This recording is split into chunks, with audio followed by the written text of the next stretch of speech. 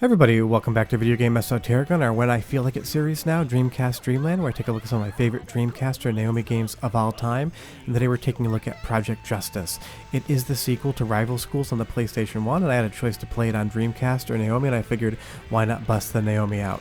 Before I get too far involved though, do me a huge favor, go down below, hit like, subscribe, and that notification bell, definitely helps us out. And if you feel so inclined and want to support the channel, I got a Patreon link down below as well.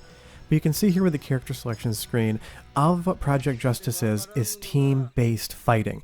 Now it is a traditional 3D fighting game, you get full range of motion in that 3D space, but so much of what I love about Project Justice is the absolutely wacky and crazy team battle mechanic. As you'll see at the bottom left-hand corner of the screen, we have a certain power-up meter, and the higher that number gets, the bigger team combos we can do.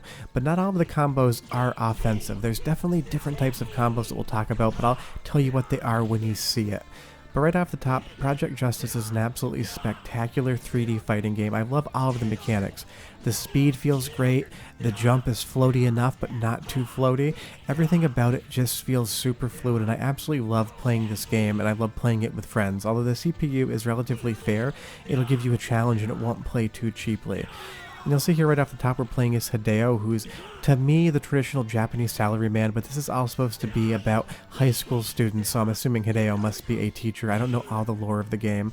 But this is one of those combos. As opposed to being offensive, we got a life up there. I didn't need it, but I wanted to show it off. Depending on the team you pick, depending on the characters you select to bring into a fight, all of those team specials are going to pivot between offensive, defensive, or some can even power up your special meter without giving you more life or attacking your enemy as well. It's a very different system, and I love it because I played so many fighting games in my time. Something different, something new, and something unique is always spectacular. And you'll see here, as we go to the next round, we're able to select a different partner based upon how we want to play. And that strategy is going to become very important later on. But the great thing about this game, even in the arcade variant, is there's a story mode and then there is an arcade mode. And the story mode, of course, in this instance is in full Japanese, but if you play the Dreamcast version, you can get it in English. But it's just so much fun. And the stage here, if you can hear underneath, it has cicadas, humming in the background like it's summer. But I can't say enough good about this game. You'll see there that team combo. That took a good third of his life bar off, and it felt so fluid. And it's easy to activate as well. It's just holding down a certain set of buttons. This game's actually relatively easy to pick up and learn because a lot of the special moves that you're seeing here are based on just button inputs that aren't too complex. You do have to fight this opponent twice, which is kind of a strange thing because we beat him once, but we're able to bring a different character in. So it's also giving you all this great variety, letting you try all these different characters out and really mix up your gameplay and decide who's best for you. And I love that there. We did a three-way dance spinning around until we were able to finally come out on top. But the CPU will knock you around, so you definitely have to be careful.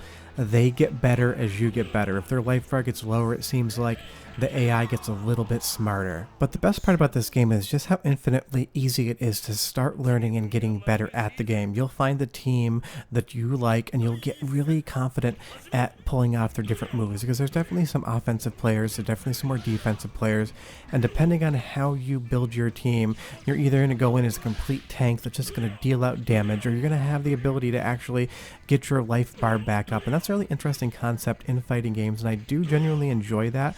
There is a situation where you can come in here and get more life, and I love all the animations.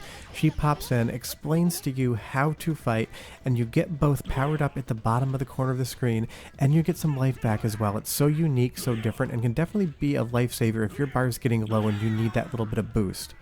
But as good as this game looks, as incredible as this game plays, and as fun as the mechanics are concerned, I also love the soundtrack. So go ahead and listen for like 30 to 45 seconds and I'll come back and tell you more about why Project Justice is a super unique fighting game that if you've never played, you should.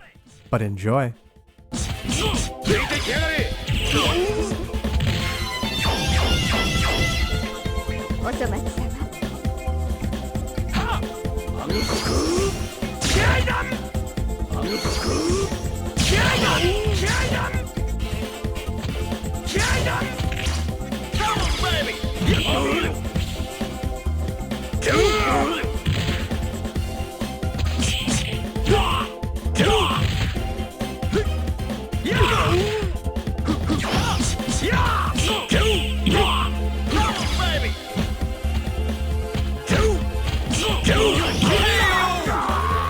I just absolutely love the soundtrack to this game. It's bright, it's cheery, it's everything you'd expect from a really colorful 3D fighting game.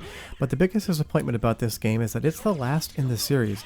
Capcom never did anything else with the Project Justice or Rival Schools franchise after this game came out for NAOMI and Dreamcast, which is a big disappointment. I don't know why.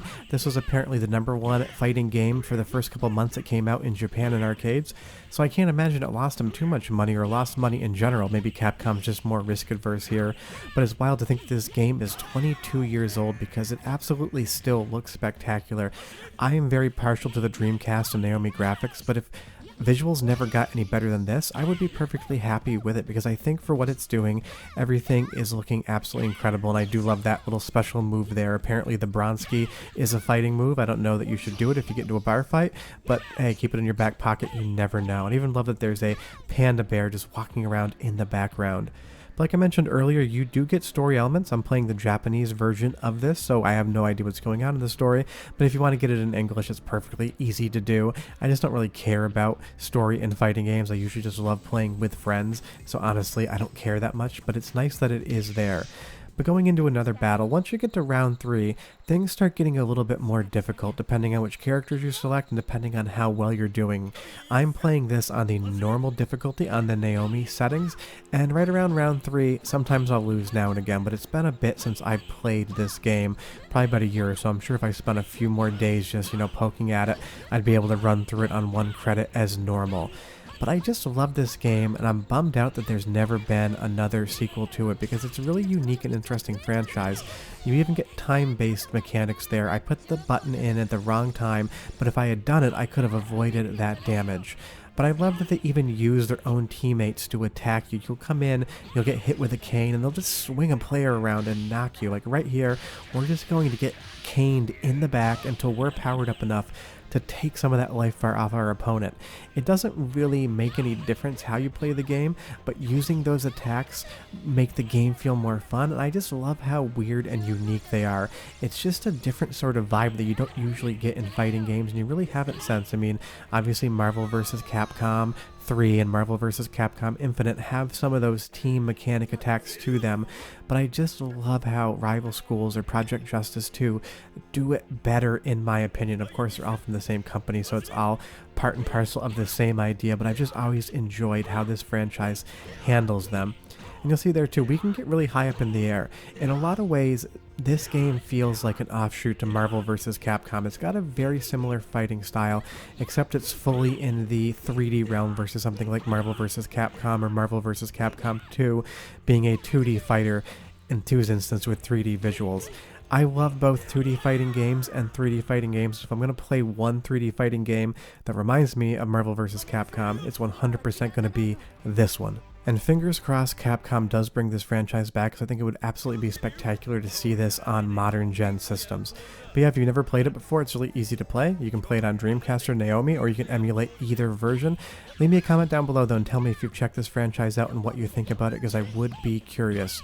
Short of that, I'll have videos throughout the week as well. None of them are going to have the Bronski in it, but hey, you can't win every single time. Do me a huge favor, go down below, hit like and subscribe, definitely helps us out. But yeah, Project Justice, 10 out of 10 fighting game, I love it. See you next time, bye bye.